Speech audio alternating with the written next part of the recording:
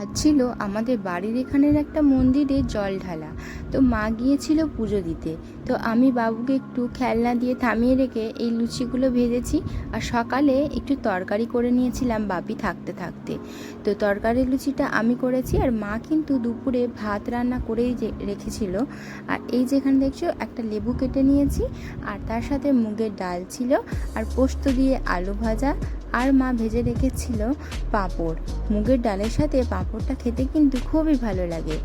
আর এই যে সন্ধ্যাবেলা দেখছো লুচিগুলো কিন্তু আমি ভাজছিলাম আর মা বেলে দিচ্ছিল। আমরা কিন্তু এভাবেই দুজনে মিলেমিশে কাজ করি। আর এই যে তরকারিটা দেখছো সকালে করেছিলাম, তো তরকারিটা একটু গরম করতে বসিয়েছি, রাত হয়ে গেছে তো একটু গরম গরম খেতে কার না ভালো লাগে বলো। আর নিরামিষ আলুর তরকারি ভিডিওটা কিন্তু আমার ভিডিওতে অলরেডি পোস্ট হয়ে গেছে। আর এই যে কুমড়োর তরকারিটা মা রাত্রে করেছে, আর এই সুজিটা করেছিল সকালবেলা। চলো আজকের মতো ভিডিওটা এখানেই শেষ করলাম। ভালো লাগলে সাবস্ক্রাইব করে দিও।